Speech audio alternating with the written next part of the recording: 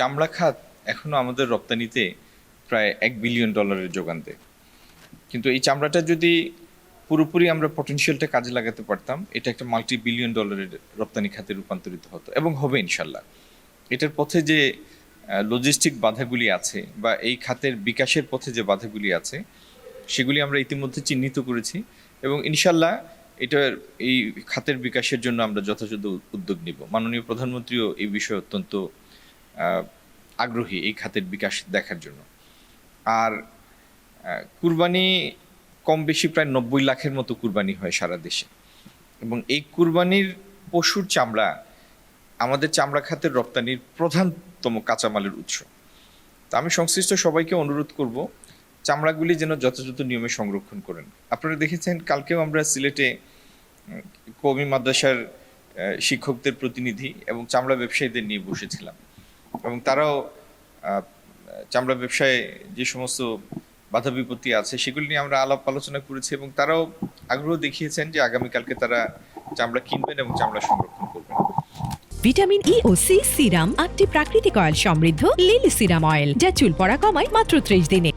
তারা যাতে চামড়ার মূল্য পান, পরবর্তী ধাপের ব্যবসায়ীরা যেন চামড়াগুলি কিনে নেয়, সেটি আমরা নজরদারিতে রাখবো এবং প্রয়োজনে যদি আমাদের ইন্টারভেনশন দরকার হয়, আমাদের হস্তক্ষেপ প্রয়োজন হয়, আমরা হস্তক্ষেপ করব যাতে চামড়া বিক্রয় করতে পারেন তারা।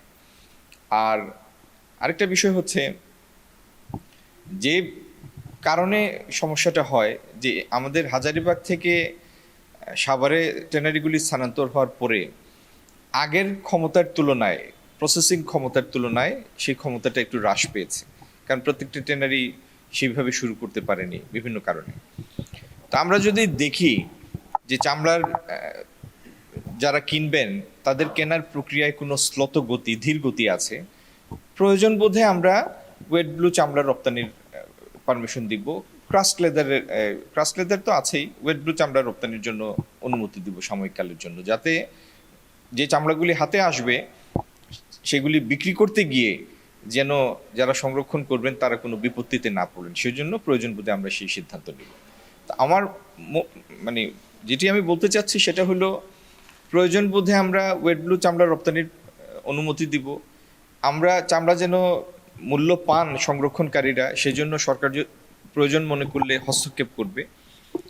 এই সমুদয় চেষ্টার একটি উদ্দেশ্য, এটি একটি জাতীয় সম্পদ, এটি যেন সংরক্ষণ হয় এবং রপ্তানি খাতের জন্য যেন আমরা সেই চামড়া হাতে পাই, সহজলভ্য হয়। এই পুরো প্রক্রিয়াটি নিশ্চিত করার জন্যই আমাদের এই পদক্ষেপগুলি। আশা করি আমরা সবাই সম্মিলিতভাবে আমাদের যার যার জায়গা থেকে অবদান রাখব এবং এই কুরবানির লব্ধ যে চামড়াগুলি, এটি একটি জাতীয় সম্পদ, এটার পরিপূর্ণ সদ্ব্যবহার করব যাতে কুরবানির উদ্দেশ্যটি ব্যাহত না হয়।